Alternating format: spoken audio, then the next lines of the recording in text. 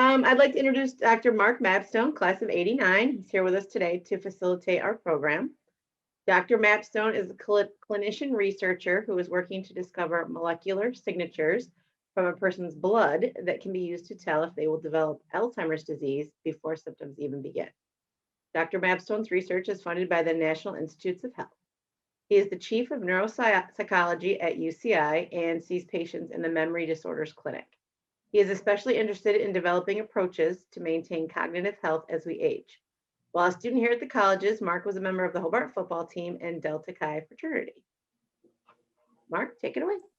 All right. Well, thank you, Nicole, for that very nice introduction. I'd also like to thank Teresa Gage and Chevy Devaney for putting this together. You'll see Teresa here today and all the folks in the Alumni Relations Office that put this program together. I'm really excited and very pleased to be facilitating this Author's Corner for one of our own, HWS Associate Professor of Psychology, Daniel Graham. His book, excuse me, An Internet in Your Head, which we're all now aware of, was published this year by Columbia University Press, and it is his first book. Graham's research focuses principally on systems in computational neuroscience. So he's in the Department of Psychology, and his work and interests address issues around brain networks and sensation and perception, particularly with regard to human vision. And he also has an interesting, perhaps side or maybe major thrust, we might hear about this today, in the perception of artistic visual art, which is really interesting. Professor Graham has published over 30 peer-reviewed manuscripts, and a substantial of these with student authors, which is really impressive and really shows his dedication to teaching and involving students in the academic process, which I think is really special. He's also published several book chapters, including one really nice one on coding of natural images in the very influential Encyclopedia of Neuroscience, edited by Larry Squire. So this is a prominent professor that we have with us today, and I hope that you all appreciate what he's done and he's doing for HWS. Professor Graham received his bachelor's degree in physics from Middlebury College, and then went on to earn a master's degree in physics and a PhD in psychology at Cornell, where he was an NIH NRSA fellow, doctoral student fellow. He's held postdoc fellowships in mathematics, in psychology, and brain sciences at Dartmouth College, and also in psychology at the University of Vienna, which is an interesting thing that I'd love to hear about too at some point. Professor Graham's been at HWS since 2012, and his teaching focuses on courses in sensation and perception. And again, I mentioned the interesting, he teaches a seminar that focuses on perception as it relates to art and aesthetic appreciation, which is really kind of cool. In any event, I am really excited to be hosting this today. And what I want to do is probably let him do more talking than me. And then all of you hopefully have questions for him and us. So I'd really like to make this sort of an informal conversation. I don't want to have this in a very traditional sort of author's question and answer, tell us about your book sort of thing. I'd really like to make this more like an informal conversation that scientists tend to have. And, you know, you get a bunch of scientists that are interested in the same topic together in the same room, and naturally discussion funnels to the things that they're passionate about. And I hope that the spirit of education at HWS kind of has prepared all of us to think that way. And I'd like for us to sort of structure this, you know, 45 minutes that we have together in that manner. So I'm going to be keeping an eye on the chat. So you've got the chat function available to you through the Zoom meeting, and you'll see that you can type in questions or comments. I'll be keeping an eye on it. And although I've got an idea of the direction I want to go with this, please feel free to throw some questions or comments up, and I will call those out as we need. At the end of the session, we will devote, 5-10 minutes or so to questions for all of you. So if you have specific questions for Professor Graham, that you'd like to ask, we'll hold those to the end, but definitely throw some things into the chat, and when I see them, and if they're relevant to what we're talking about, I'll call them out and we can read them and discuss those sorts of things. So that's kind of how I'd like to structure this today, and I hope you all are on board with that. It's really interesting because this is actually, I think, in the acknowledgement section of your book, Professor Graham, you mentioned one of the impetuses for, or motivations for writing this book arose from a conversation at McDonald's University, Hamburger University, on the McDonald's campus outside of Chicago, where you were attending a conference.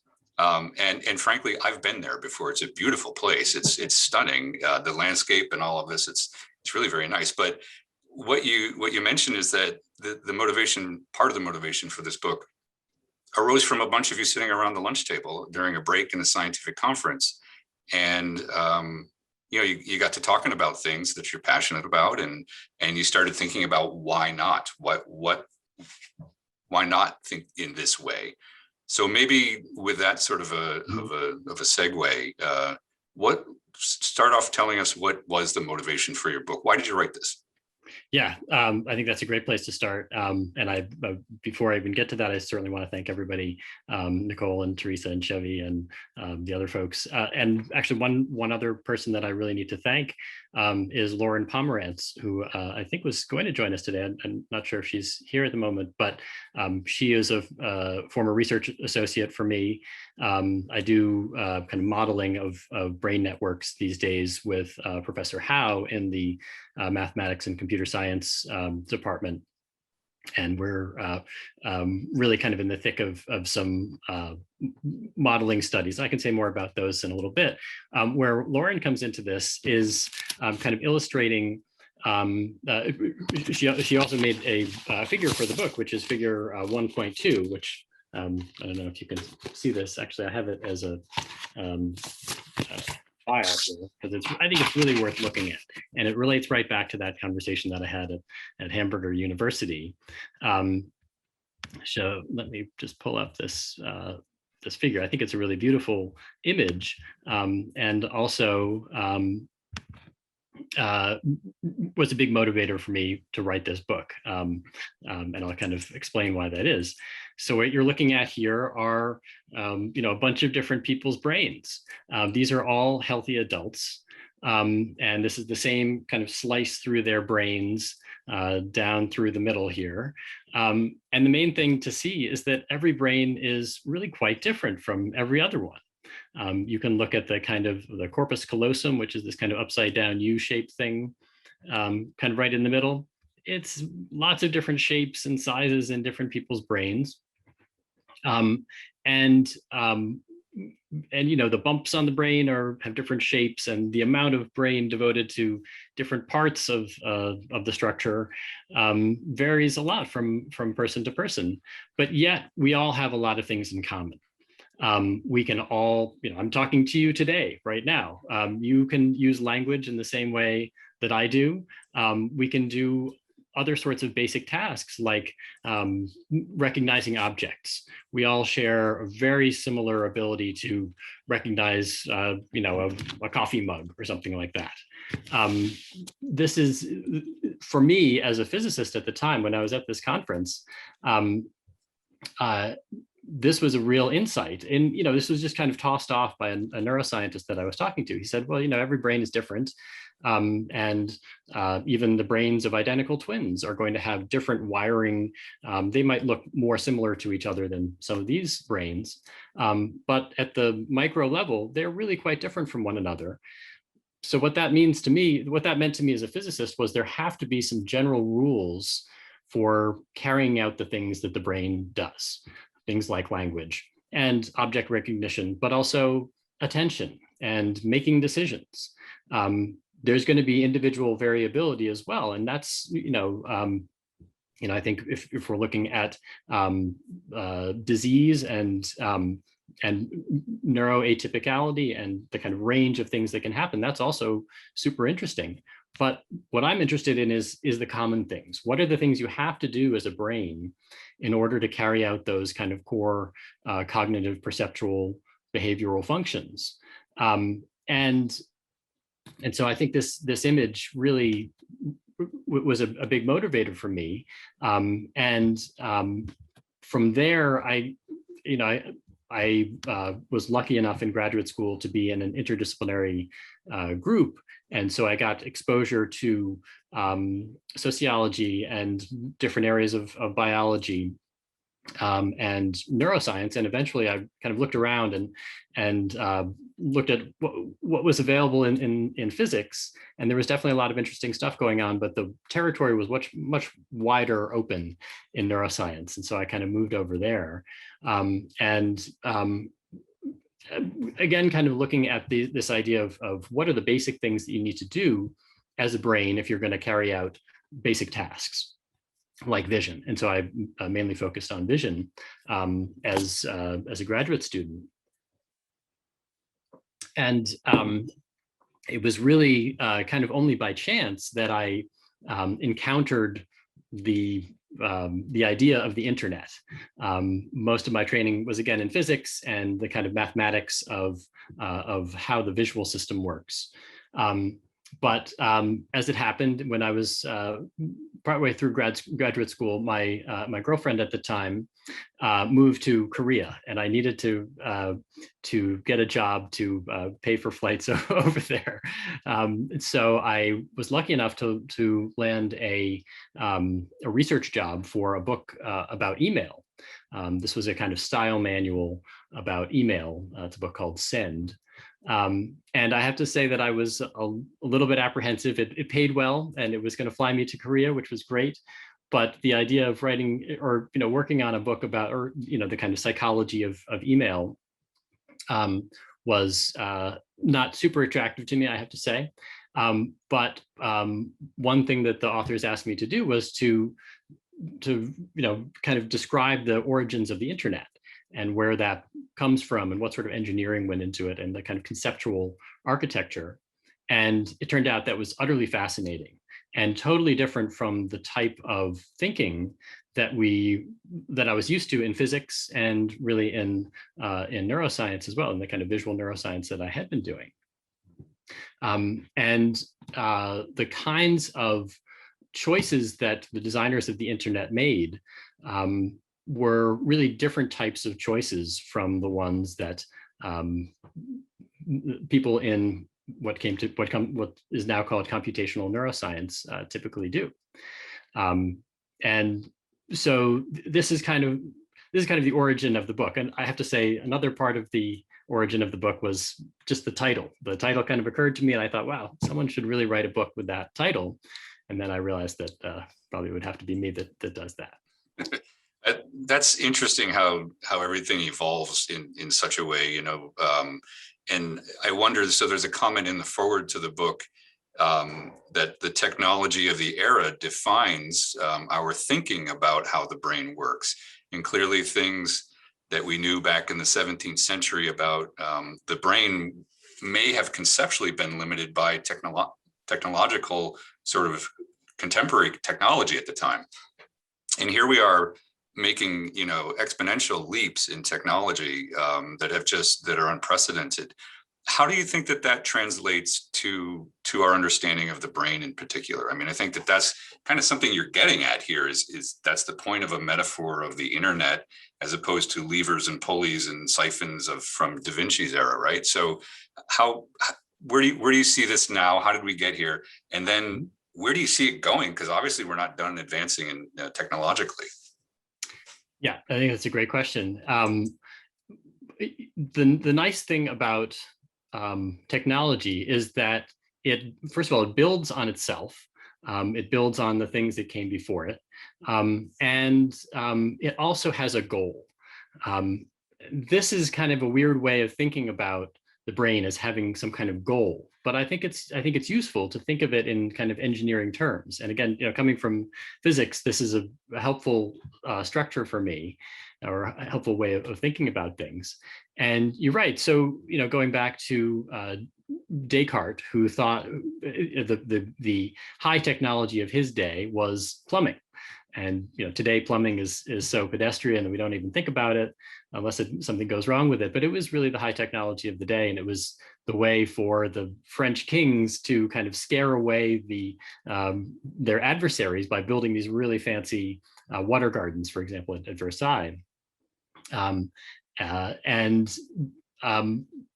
This was the kind of thing, the goal of moving water around in a kind of systematic way seemed like the right sort of thing for Descartes, who was very familiar with the anatomy of the brain, or at least the gross anatomy of the brain. He couldn't do, microscope studies and that kind of thing, but he had a good sense of what the overall shape was, and if you slice it into different parts, where things are, and comparisons among different species.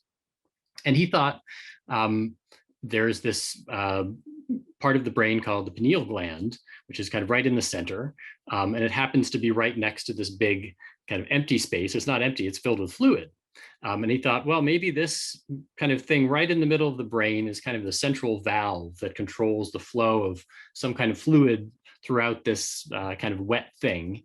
And that is, the kind of hydraulics of that is what makes you move your arm and talk and remember things. He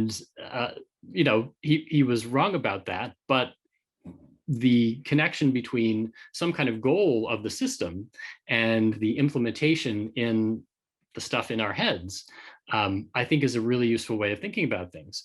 And we certainly know today that plumbing is a part of what the brain does, not just in the ventricles, that these are the kind of empty spaces with cerebrospinal fluid in them that kind of nourish the brain and protect it from injury, but also in individual neurons. They are using a kind of plumbing also to move ions around, to move molecules in and out of the cells. So this kind of metaphor is reborn, and I think it actually does, at a deep level, describe one of the goals or one of the things that the brain has to do in order to work at a variety of different scales. The thing about what makes a metaphor useful is if it's kind of deep, right? If it has different layers or different levels that you can apply it, both within the technology and also within in this case, the biological system that we're trying to explain, at the level of individual neurons, at the level of brain regions, at the level of the whole brain. And I think this is true really throughout history. Since Descartes, there have been other metaphors. One is the mill, right? The idea that the brain takes something in and kind of does some work with that input, and then spits something out on the other end. And this goes right through to the computer metaphor, which was developed in really around the 1940s or so. And again, the idea was to take something that accomplishes something in the world, in this case, computation, or taking numbers together and manipulating them somehow, running them through some kind of equation and getting some kind of output from them, using transistors and that sort of thing. This is a way of explaining what a neuron is for. This is the goal of a neuron, is to somehow compute something, to take some information coming in, perform a computation, and then spit something out on the other end. It's not.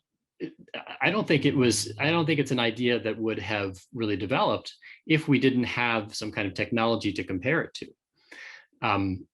And again, the nice thing about technology is that it's new and it's creative and it builds on itself.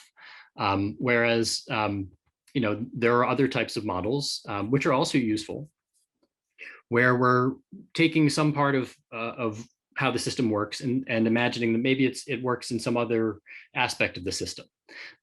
So the idea of secretion, right? So when a cell releases some kind of chemical into the bloodstream or into an area where other neurons are listening, that has an effect. And again, it's, I think, largely something you can relate back to plumbing. But the idea is that this is you're kind of comparing the system to itself. And what I'm trying to say is that if we compare the brain to something completely different that has similar constraints and, more importantly, has similar goals, then we can take some of those ideas, some of those innovations from the technology, and see how they might be implemented, or at least, I think in the strong form of the internet metaphor, what I'm trying to say is that the brain works like the internet. But there's another way of looking at it, which is that the brain has to solve similar problems as the internet does. It won't necessarily use the same tricks. It might use some of the same tricks, I think. But just asking that question is not something that we would do unless we had some kind of referring system, or a system that we're referring to that we know can do that, right? The internet is this incredible experiment in communication. And this is to me, I think, the thing that's really missing in a lot of neuroscientific theories is how do we get messages around the brain in this very flexible way without some central operator or a central controller sending information here and there. And there's no there's no central thing controlling the internet. It's done very locally, but it all works together. Somehow I'm able to send a message, an email to Japan. It's no problem, right? And there's no central post office where it has to go and then go to Japan. It can go by lots of different routes. And this kind of flexibility is something that I think psychology, cognitive science, neuroscience is dealing with a lot more these days. In the past, it was something we mostly kind of set aside, but we're recognizing that flexibility is a big part of what the brain does, right? So we not only do we have these brains that are all different from one another, and their fine structure is different from one another, but yet each one is able to be flexible in a lot of the same ways, right? We can all pay attention to different parts of our visual field. We can all make decisions. The classic kind of problem that the internet might solve is getting a decision from one part of the brain to another part of the brain. So, let's imagine that you are at the ice cream shop on this, at least here in upstate New York, hot day. Some ice cream would be good, and you're faced with the choice of chocolate or vanilla. You might have associations with chocolate or vanilla, or you might remember that, hey, the vanilla at this shop is particularly tasty, and you might draw upon those that prior information that you have, and you'll do some kind of computation, probably sort of towards the front of your brain. And then there will be some kind of outcome. Okay, I'm going to decide, obviously chocolate is going to be, that's my choice anyway. And there are pretty good models for that. This is where the computation is taking place. I think the brain does compute. But the next step is a really crucial one that we've been ignoring, which is how do we get that message down to the talking part of your brain, which is sort of over here, and to say chocolate, right? As you're making that decision, there's no reorganization of the network of the brain. It has to be possible that you can send a message over here sometimes, and over here to chocolate sometimes, and over there to vanilla at other times, without rearranging how everything is connected. And this is a very common type of problem, and it's actually a difficult one to solve, right? A lot of things can go wrong as you're trying to send that message. First of all, the message just might not make it. It might just be lost, right? Maybe the neurons that were supposed to pass the message, they just didn't fire. And this does happen a fair amount in the brain. How do you make sure that the message actually got there when you sent it from your decision-making centers? And also, how do you switch from making one route into making a different route? How do you avoid that message bumping into other signals that might be traveling around your brain? How do you know where that signal has to go, which might be, a little bit further away on the network? It's not necessarily directly connected to the decision-making part of your brain. All these problems are ones that the internet also has to solve. And it has really clever ways of doing this, which again are kind of totally spread out. They don't require a central controller.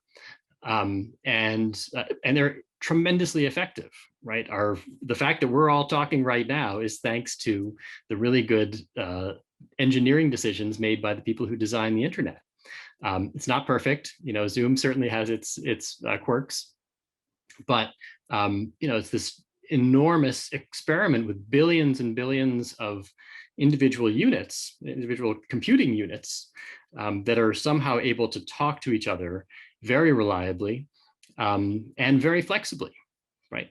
And these are just the kinds of things that a brain has to solve. And so the point of the book is really to start asking these questions. I can't say that I have a lot of the answers, but the point is really just to start asking those questions. Yeah, that's a fascinating description, and I think what you're getting to is a move away from this sort of notion of reductionism, of course, and the importance of the single functional unit, which is the neuron here, well, mostly neurons, to more emergent properties of the brain and what the brain is able to do above and beyond and or synergistically from individual neurons and individual localized networks to broad distributed networks like the internet is, and clearly an example of it spans our entire globe. So I think that's a fascinating, and I think that's exactly why the internet is a very nice metaphor now for our understanding of the brain. But it kind of brings to mind, as a clinician, as somebody who sees patients, the implications of such a metaphor for human aging. So the internet is hardware, and we know that the brain's hardware has a lifespan, and it doesn't hold up all the time. You mentioned losing information, or neurons not firing when they should, or synapses shrinking.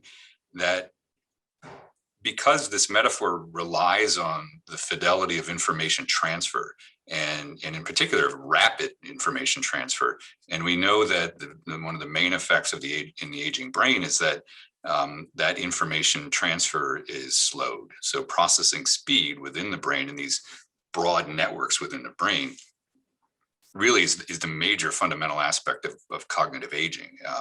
So I'm wondering what your thoughts might be on how this metaphor relates to or might help us understand better the aging brain and ways that we might, for example, intervene to improve aging brains can we do it simply by increasing processing speed and information transfer and reducing bottlenecks?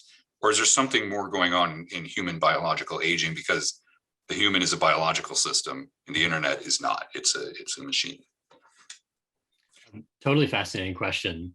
I think a lot of it is tied up in the paths that you can send information on. As you're aging, you're losing some of those parallel pathways, right? So if you're thinking about it as kind of an internet, if I'm sending an email to Japan, there's lots and lots of different routes that message can take. And a lot of them are going to be pretty good. They will get there in about the same amount of time. But if you start to reduce those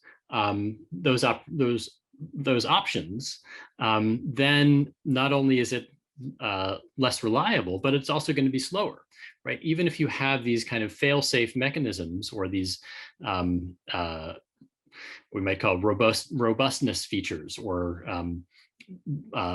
backup plans might be the best way to describe it. The fewer backup plans you have, the less optimal your delivery of the message is going to be. You might not make it at all, or it might just take a longer time to get there. And so I think a lot of what the brain is doing is kind of feeling out these different pathways that are available, and as you age, maybe there are fewer of those. I know that this idea of kind of cognitive control is a really big one, where you just have less ability to kind of guide where your brain is going. And a lot of this can get a little bit dualistic, right? That there's some, it's very easy to appeal to some kind of controller who's making all this happen. And I think, if we think about it from a kind of computational point of view, we think that there's a kind of processor who's kind of deciding which things are being computed with which other things at a given time. But I think it really has to happen more autonomously.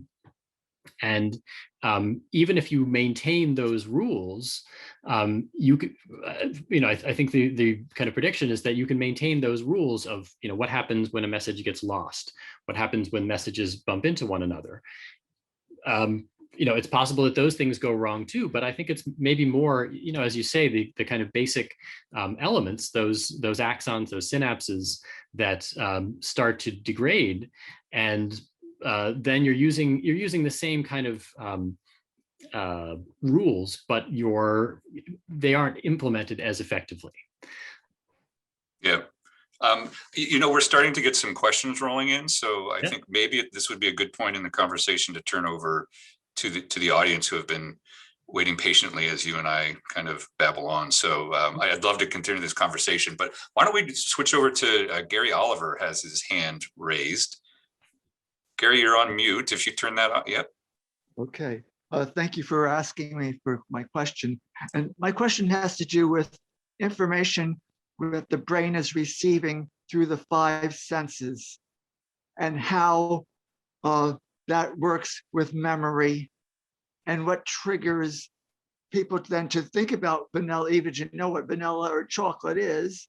I think about Proust when he talked about a smell, and if we taste something, or one day, it might be a nice windy day, it reminds me of when I was back in Connecticut as a boy, certain things like that. How does the brain pull in these things and store them? And that's sort of my interest right now, because my father, he didn't have Alzheimer's, but his brain was such that if we were driving someplace, he could figure out where we were going. He knew from, must have been sight was the first thing that triggered that thought of where we were going. So I know it's so complex, but I'm curious as to how does the brain pull in that stuff for memory? Yeah, I think that memory and perception are kind of two sides of the same coin, and it's hard to say where one ends and the other one begins. But this is a totally fascinating question, and actually this is almost exactly where I came at this from. Really just trying to understand how we recognize low-level objects like a coffee mug sort of thing. And in neuroscience, there are kind of two general ways you could solve this problem, right? Again, both are kind of rooted in this computer metaphor of computing something about the pattern of light and dark that's coming into your eye from the mug. But there's kind of two ways you can solve the problem. We're assuming that you have some kind of stored memory or representation of what a mug should look like, right? Or really any kind of thing that will hold coffee like this, that we call a mug. And one way is to have, the kind of visual image comes in, and regardless of where it is, there's going to be some processing units that can take apart that picture that's coming in and say, okay, that's got to be a mug, right? So if the mug is here, you got some processors here making that computation and saying, okay, it's got a handle, it's got like the right shape and the kind of the changes in brightness as you move across this way, probably a mug. And then up here, there's different processors doing the same thing, but trying to do the same computation up here or further away, right? Again, or closer, or if I turn the light on, it's going to be a different color, right? So there are these invariances that we are not, that don't interfere with our ability to recognize the mug. The kind of problem with this is that if you're building mug detectors up here and down here and over here and small ones, bigger ones and smaller ones and so on, that ends up being a lot of mug detectors. And it's kind of wasteful. We may not need all of those mug detectors. And so another way to do essentially the same thing is to have just one set of detectors here, and then wherever the mug comes into your field of view, just direct it to the right place, right? You aren't necessarily going to know exactly where it's going to be when you turn your head, when you come into the room and you see this thing. This requires routing. This requires this kind of communication of, okay, information from this part of your field of view has to go to a particular processor somewhere else. And we also have to have the ability to send information from a different part of your field of view to the same set of processors. This is at the same time that, well, there's information, there's another mug coming in from a different part of your field of view, and we have to keep these things straight. And so there are actually some neuroscience models about how this might work. And this is kind of a general class or general class of solutions to this problem. But once you start having that, start having this requirement that you're going to communicate different information to different places at different times, then you run the risk of losing that information, of signals bumping into one another, and knowing exactly how to get from anywhere to anywhere else. And these are exactly the kinds of things that we need to solve. I think there are a couple ways that you can solve this. One, these days in neuroscience, really kind of at the cutting edge, the dominant models are ones where the brain just kind of enters different states, right? There's like different patterns of activity throughout the brain, and they kind of hop from one state to another depending on what's coming in, right? And their main job is to kind of predict what's happening now based on what happened just a moment ago. And that's all well and good. That may very well be what's going on. But when you have an extended thing that's trying to do all this computation, I think you really do need a system for making sure that those signals all get where they need to go, and they don't bump into one another. They don't get lost. So yeah, I think the thing that I really like about this metaphor is that it gives us these new mechanisms and new places to look for the kinds of things that you were describing, where some information is going to the right place, but most of it is not. The paths that have been that the information is traveling on are suboptimal for some reason, or many of them might be lost.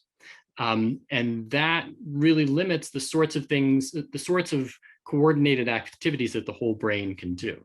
Does that sort of get where you're going? So I'm sorry to jump in, but we've got a number of questions that are coming in. So we will try and keep responses fairly brief so that we can get to all of these. We've probably got about a dozen here teed up for us, Daniel. So why don't we jump in? I think one of the early ones was a question about what this metaphor, what the implications might be for technologies and developing new technologies in order to address new brain questions. And this is from Professor Delberto. who asked, do you think we actually have the technology to make these next steps, or we got to develop new things based on this metaphor you're proposing? I think that we can get a long way with modeling. I think we know enough about the kind of architecture of the brain, at least at the gross level, what's connected to what. And increasingly so with monkeys, we have really much better, really better and better data about precisely how different parts of the brain are connected to one another.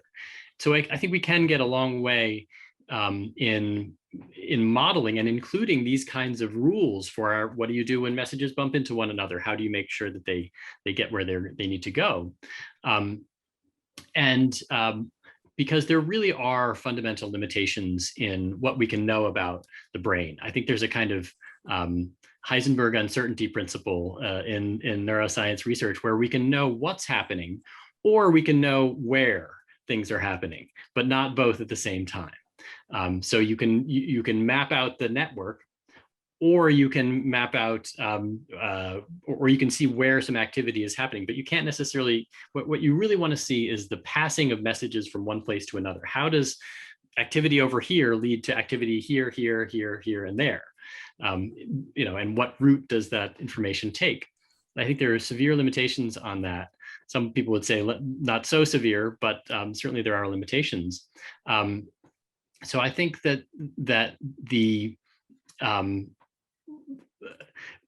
I think we need to expand our range of models, and that's kind of the work that I do with Professor Howe is using these communication principles to model how might a message be passed from node to node to node, from area to area to area, how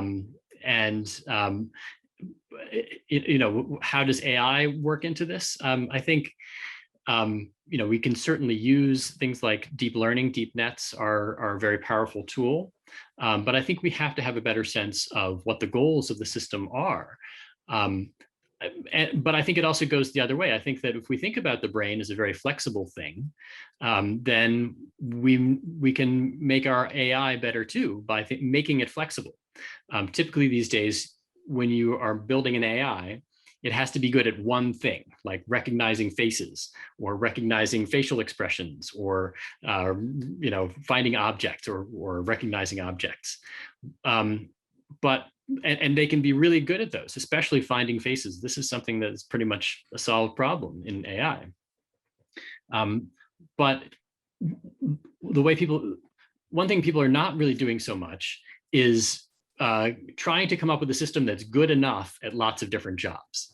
In other words, it's not optimal for one particular job, but instead it can detect motion and color and faces and objects and facial expressions and emotion and various other things pretty well, right? It doesn't necessarily have to be optimal. And I think it's certainly something that people are aware of, but I think they're still going about it from this kind of trying to optimize it. Whereas the brain, it's a very good solution to all these things, but it's not necessarily the very best possible computation that you can do. So AI in modeling is sort of the next step for us to advance the field. Yeah, I do see that as well. We've got a number of questions that are sort of a variation on a theme, I think, and the theme is basically reconnecting after injury and how the metaphor for the internet supports or does not support that, because Dr. Cohen has suggested that there are patients that he's seen that are still able to retain or regain function. And how does it, and I think it's Shirley Banker adds, sort of isn't this where the internet breaks down, the internet metaphor? Because unless we do it as humans, the internet really doesn't do its own rewiring. And so how does this metaphor sort of work in the issue of breakdown in the human brain? That's a fascinating question. I would say that because there's so much redundancy, there's so many different paths that we could use. Most of the time, we're just using a few of those paths between, say, one population of neurons and another. And that's the thing that we've learned. What we've learned is which is the right route, which is the right way of sending messages from here to there. And but there are other routes that exist, and this is one of the things we're learning from connectomics, sort of the study of what's connected to what and how much things are connected to other things. And it's very, very easy to get from basically any neuron in the brain to any other neuron in the brain. Estimates vary, but it's probably about 3 or 4 jumps from any neuron to any other one. If you're just talking about brain areas, the number is like 1 or 2. So you can get from any brain area to any other brain area over just 1 or 2 hops. So this means that there's a lot of different routes that you could take, and we know that these different routes exist. So for example, we know that there are connections between, say, the somatosensory system, your touch system, and your visual system. And they can be recruited very quickly without building new connections. You don't need to build any new connections between the touch system and the visual system. So for example, if you're blindfolded for a while, or for even just a little while, and you learn how to read Braille, well, we know that your visual system is doing part of that job, even though there's no actual visual information coming in. In people who are born blind, they use their visual system quite extensively for this kind of thing. But it can happen without really growing any new connections between the somatosensory system, the touch system, and the visual system back here. This kind of rerouting, this is called functional reallocation, can happen really, really fast. It can happen within minutes or hours of damage. So, if you, there's a part of the brain that's involved in, each finger sort of has its own chunk of the brain that it's responsible for. And if you block the signals from one of those fingers, then then that territory that used to be dealing with, say, your ring finger, now is processing information from your middle finger and from your pinky. And this can happen within an hour of the kind of blockade of the neurons coming from this finger. So it's not that we're building new connections. We don't need to build any new connections. We just need to strengthen those existing connections. And I think those existing connections are probably tested out from time to time by the brain just to make sure that they're there, right? First of all, they're built that way to be a kind of fail-safe. And we know that the brain can work cross-modally. So you can use your visual system to do tasks that involve touch. You can even totally rewire the brain. This is something that's been done in ferrets and cats and various other animals. You can take the inputs from the eye and connect it to essentially the auditory part of the brain, and the animal can still see. So there's a kind of interoperability, which I think is another really attractive thing about the internet metaphor. Is I can send an email, I can request a web page, I can send a file, I can, do all these kinds of different operations, and the internet doesn't care what's actually in those individual computations. All it cares is that all it really is trying to do is get the message from one place to another, and this turns out to be a challenging thing, and you need engineering solutions to do that, I think. Yeah. I want to just point out the time for folks who have other commitments. It's about 2:50 on the East Coast there. So if you need to jump off, feel free to. We can keep this particular channel going until about 3 o'clock, maybe a little bit before 3. So I'm happy to continue to moderate. And Professor Graham, would you like to stay on until a little before 3? Yeah, absolutely. So we can continue this discussion, and we've got other questions that have come in that I can move us forward with, and feel free to add to the chat, or if you want to raise your hand and ask the question in person, you can do that as well. So we'll stay here for another roughly about 8 minutes or so. So Ruth Hyde is asking us a question that she sent to the chat, which is, why is it more difficult at age 92? Congratulations for reaching age 92. That's wonderful. why is it so difficult at that age to understand computer documents? So basically learning new tasks that are new at her age compared to somebody who has done these things perhaps throughout their life and has been involved with computers. So why is new learning at an older age more challenging? Yeah, it's a really great question. I would say that learning that kind of optimal route that connects a particular thing coming in with a particular response or a particular memory about that thing or a particular action that you need to do with it, that kind of thing is easier to learn. In other words, there's kind of more flexibility when you're younger to try out different paths and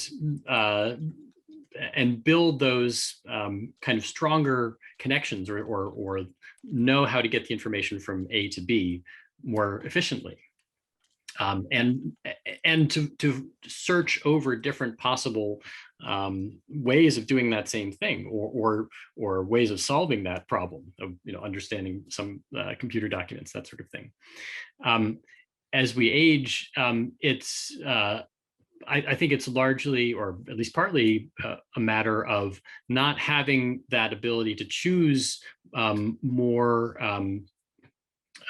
choose among so many different possibilities. We lose some of the connectivity, and you're kind of left with those pathways that you've mapped out before, that you know how to get information from here to there in a particular way. But when the world changes and your kind of environment changes, it can be harder to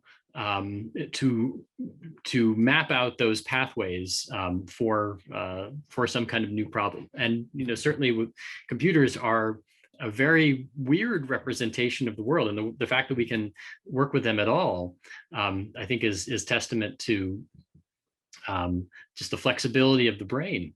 We're doing lots and lots of cognitive tasks that are very challenging for our perceptual apparatus, which has been around for hundreds of thousands of years and very similar to the apparatus that a monkey has in lots of different ways.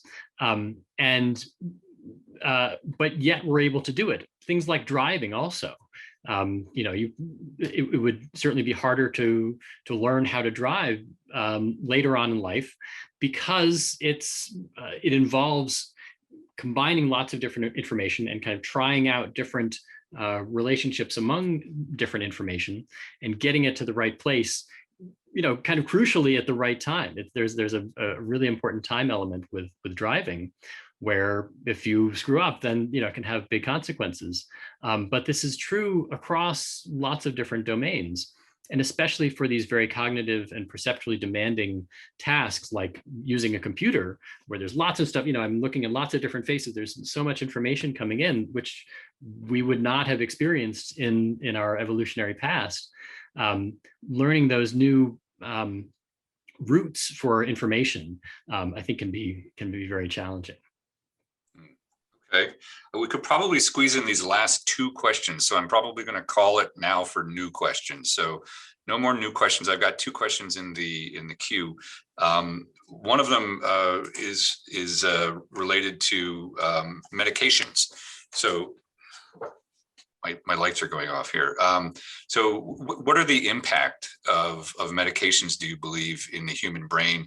And is there a metaphor or a comparator in the internet? And are these facilitators? Are they inhibitors? Are these, based on the class of drug, clearly? Is there an analog to your internet metaphor? That's a great question. I would say that there are kind of two very general ways of looking at the brain. One is as a kind of chemistry set. And so we add some chemicals or take away some chemicals or modulate some of the chemicals, and we could have pretty profound effects on sleep and wakefulness. You can put people into anesthesia and just using particular chemicals. So that picture is definitely true. That's definitely one of the important things that's happening in a brain. And from a medical perspective, it's the part that we can really modulate. It's the thing that we can really change. We can introduce some chemicals to a particular part of the brain or to the whole brain, typically to the whole brain. And increase inhibition or increase excitation or whatever it is that SSRIs or other types of medications can do. And there's a huge range of these sort of things. This is a very practical way of doing things, and it's very effective. The way that I've kind of been trained, and the way that most of computational neuroscience looks at the thing, is more as a kind of computational system or an electrical system where electrical signals are being passed from one place to another. And that this is kind of problematic from a medical point of view because it's much harder to change, right? How do you change this very complex pattern of activity here in an area involved in decision making? We can't just reach in there and say, okay, now this one fire and that one fire and this one fire and that one fire, and then you'll get less anxiety or something like that. In fact, most of the big discoveries in visual neuroscience and in a variety of areas of this kind of computational neuroscience have led to really nothing in terms of therapeutics. Several Nobel Prizes have been won for major discoveries, major breakthroughs in our understanding of the brain that have really zero therapeutic implications, or we haven't figured them out yet. We haven't figured out how to change that kind of electrical activity or those kinds of computations happening at the micro scale. So we definitely still need that kind of chemistry set picture of things. But frankly, I find it really hard to answer this kind of question because, but it's one that our whole field needs to address.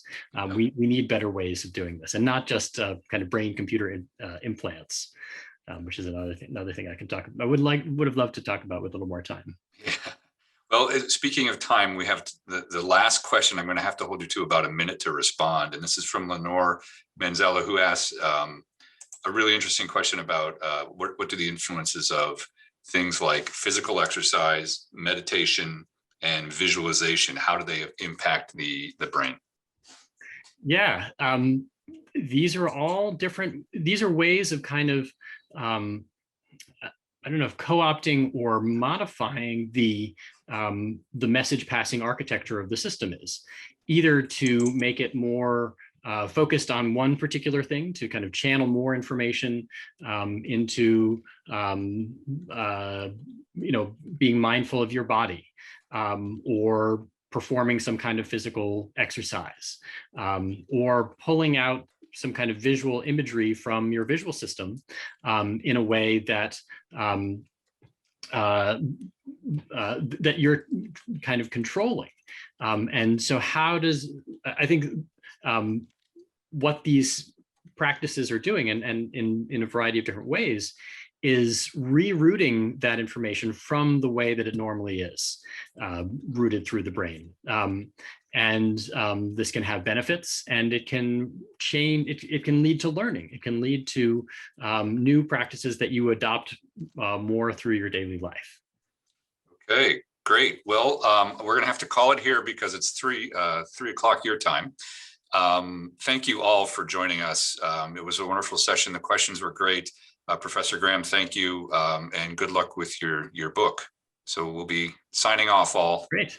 Thank you to everybody. I really appreciate it. Bye, everyone. Have a good reunion. Thank you very much.